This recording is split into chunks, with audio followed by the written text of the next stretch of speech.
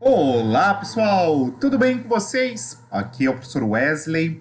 Essa é mais uma videoaula da playlist de Bioquímica Metabólica e nesta videoaula faremos uma introdução à cadeia transportadora de elétrons. O intuito dessa videoaula é caracterizar o que é a cadeia transportadora de elétrons, a sua finalidade dentro do contexto metabólico e como que se estrutura, por exemplo, os complexos da cadeia transportadora de elétrons.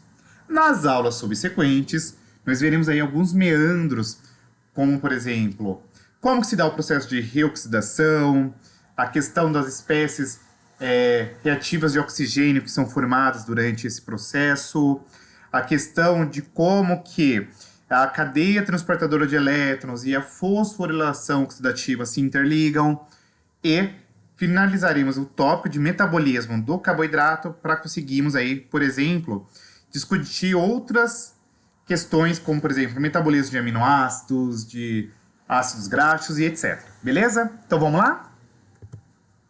Primeiro ponto de partida é que falou de cadeia transportadora de elétrons, é extremamente crucial que nós entendamos que, na presença do gás oxigênio, é possível que nós reoxidemos o NADH e o FADH2 que foram lá produzidos durante a glicólise e o ciclo de Krebs. E com esse processo de reoxidação do NADH e do FADH2, nós temos agora a transferência de elétrons das coenzimas para o próprio gás oxigênio. Contudo, entendamos que esse processo de reoxidação, de pegar os elétrons, passar para o gás oxigênio, não acontece de maneira assim, papum, tá? Esse processo ele acontece de maneira indireta. E para que isso aconteça, nós precisaremos agora entender a cadeia transportadora de elétrons, tá? Que são estruturas localizadas aqui na membrana mitocondrial interna. Então, lembram-se daquelas preguinhas que a gente chamou de cristas mitocondriais? Pois bem, são nelas onde que acontece esse processo denominado como cadeia transportadora de elétrons. Então, nesta esquematização, nós veremos aqui, ó, que nós temos os componentes da cadeia transportadora de elétrons que estão representados em amarelo, e estas bolinhas azuis aqui são os complexos ATP sintetase, extremamente importante para a produção de ATP, beleza? Um aspecto que é muito importante ser trazido aqui para vocês, né, e sobretudo vai ser crucial para que a gente consiga discutir ao longo dessa aula esse processo, é que a cadeia transportadora de elétrons, ela é organizada em estruturas a quais nós denominamos como complexos. Então, a exemplo, nós temos este primeiro complexo, tá? Que ele vai fazer o quê? Enquanto os elétrons provenientes do FADH2 entram na cadeia transportadora de elétrons a partir do complexo 2, nós temos aqui a entrada a partir do complexo 1 do NADH, tá? Então, os elétrons provenientes, por exemplo, desse primeiro complexo e desse segundo complexo são entregues a uma coenzima Q, que é convertida à sua forma reduzida, que a gente chama de queda 2, e por aí vai. Aí você vai falar, ai, professor do céu, socorro! Tá, vamos com calma. Se eu fizesse a leitura desse textão aqui, vocês não iam entender bulhufas. Qual que é a sacada do rolê?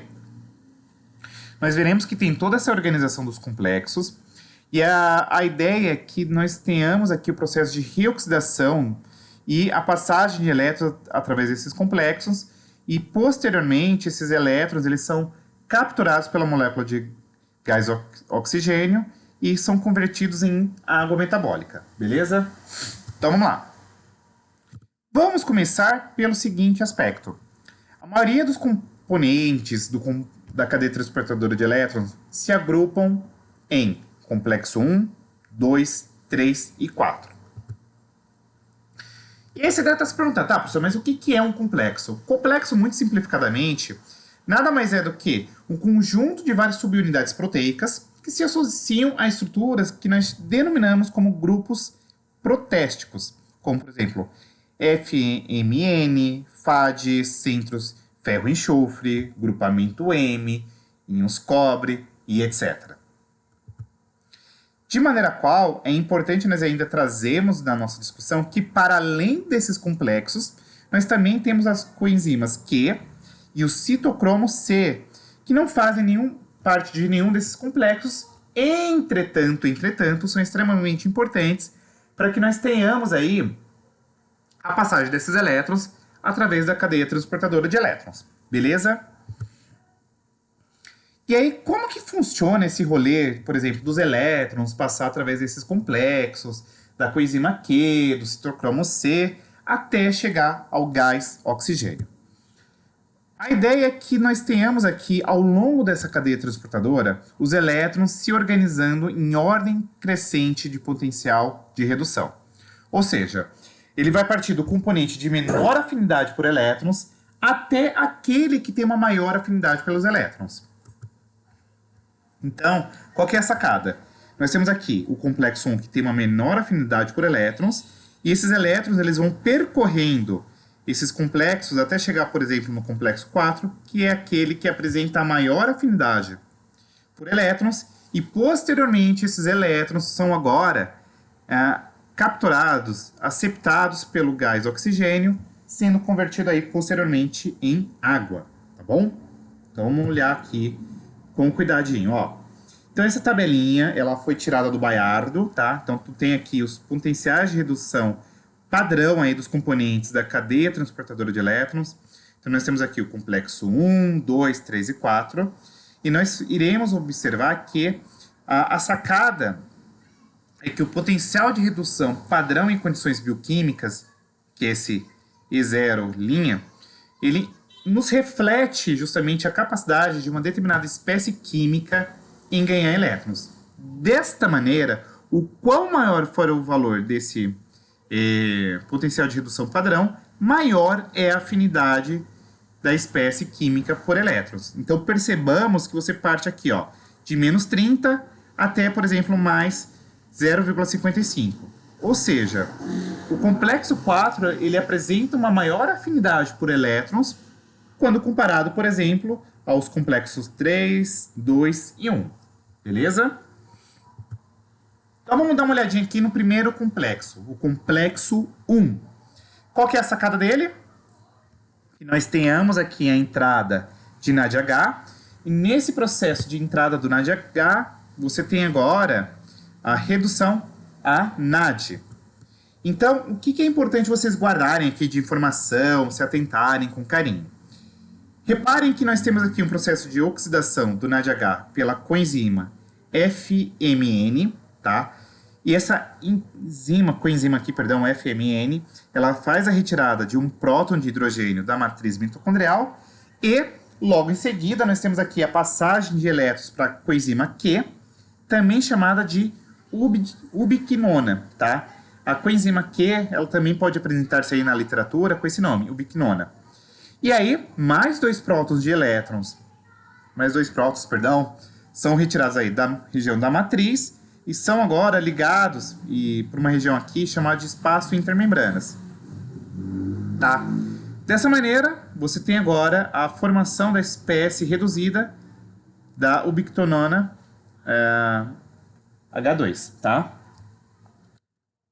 Já no segundo complexo, diferentemente do complexo 1, notemos que, primeiro, você vai ter a passagem de Fá de H2, tá? E aqui você tem um centro ferro-enxofre, e a coenzima responsável por fazer esse processo é a succinato desidrogenase, e é importante trazermos aqui na nossa discussão que a succinato desidrogenase é a única enzima do ciclo de Krebs que não se encontra, por exemplo, livre ali na região da matriz mitocondrial, mas sim ligada à membrana mitocondrial interna, tá? Então, ó, você tem aqui a enzima succinato desidrogenase, é uma enzima que participa aqui do ciclo de Krebs, mas ela está presente no complexo 2 da cadeia transportadora de elétrons, tá bom? Um aspecto que merece bastante atenção: a oxidação do Fá de H2 pelo complexo 2 não é acompanhada da liberação de prótons para o espaço de intermembranas, tá? Então isso aqui é uma coisa que merece ser trazida na nossa discussão, porque geralmente é trazida a ideia de que entrou aí coenzima, o NADH, FADH2, vai liberar prótons de hidrogênio para o espaço intermembranas. E o rolê não funciona dessa maneira, tá bom? Neste caso aqui do FADH2, não acontece isso. E além disso, como eu pontuei anteriormente, notem que aqui você tem um centro ferro-enxofre, de maneira qual esse H2 ele volta para o espaço da matriz mitocondrial, enquanto você tem aqui esses H2 sendo retirados da membrana da matriz mitocondrial, desculpas, e eles são agora retomados aqui para a região das cristas mitocondriais, ligam-se à ubiquitonana, e aí você reduz a ubiquitonana a H2, tá? Que é H2, perdão. E é importante trazer que, de maneira muito simplificada, você tem aqui a reoxidação, graças a esse centro ferro-enxofre, volta para a matriz mitocondrial esses prótons são direcionados para a ubiquitonona, que se reduz, entretanto, você não tem liberação aí para o espaço intermembranas, tá? A coenzima Q, a ubiquitonana, é importante trazer que acaba sendo um ponto de convergência entre os complexos 1 e 2, porque recebe aí prótons H+, tá? E, por sua vez, é importante nós ainda pontuarmos que a ubiquitonona ela acaba retirando prótons de hidrogênio da matriz mitocondrial e passa da forma oxidada para a forma reduzida, tá bom? Além disso, eu queria que vocês olhassem com atenção que a ubiquitonona ela também recebe os elétrons das enzimas glicerol 3-fosfato, desidrogenase, também recebe da coenzima desidrogenase, que estão diretamente atreladas com a oxidação do glicerol, que a gente vai discutir em outro momento. Na hora que a gente for falar lá da oxidação de ácidos graxos, a gente vai retomar com mais detalhe essa questão. Mas por hora, guardem que elas vão receber esses elétrons da glicerol 3-fosfato, desidrogenase, da coenzima desidrogenase, tá bom?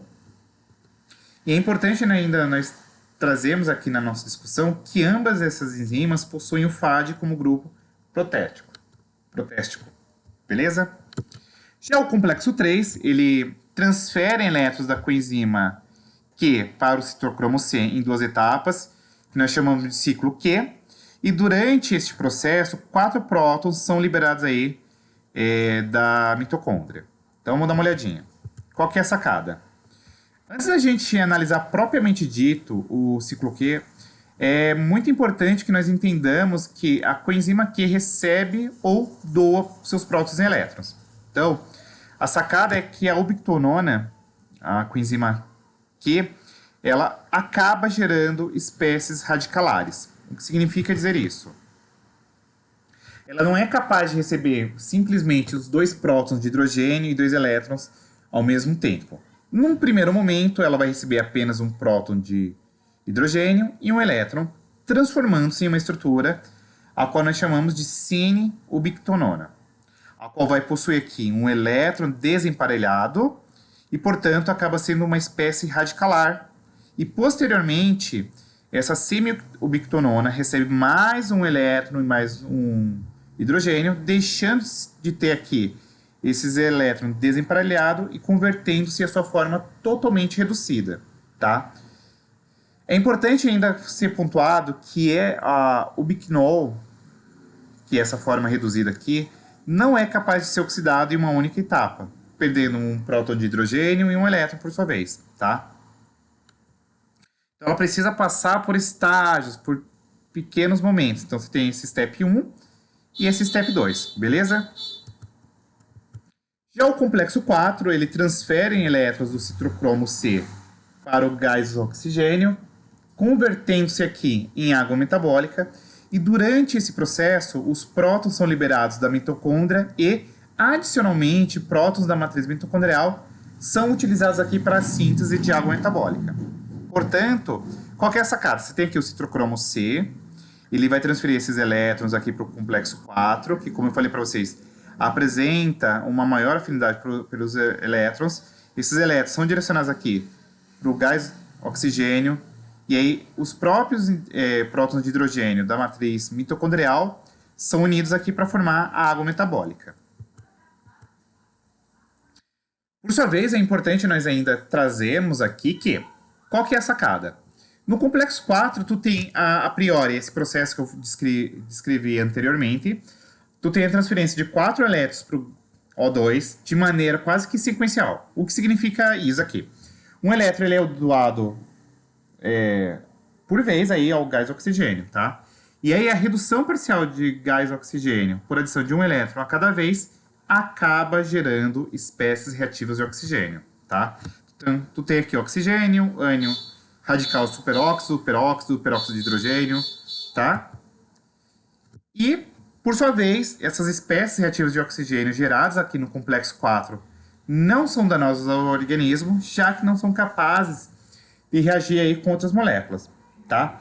Isso acontece porque essas espécies intermediárias são catalisadas aqui pelo complexo 4, permanecem firmemente ligadas aqui ao sítio ativo da enzima até que a água seja produzida. E aí, na próxima aula, a gente vai destacar com mais atenção como que se dá esse processo, beleza? A literatura adotada foi essencialmente o Voigt e o Leininger. Peço desculpas pelo meu vizinho abençoado que fica tocando esse inferno de moto ao fundo. Mas se você tiver gostado, se a aula tiver sido esclarecedora, deixe seu like, curta, compartilhe, se inscreva, traga sugestões que vai ser um super prazer. E eu vou colocar aqui na descrição do vídeo um software desenvolvido pela Unicamp que você pode brincar aí, mudando os parâmetros da cadeia transportadora de elétrons, tá bom? Um super beijo e até a próxima. Fui!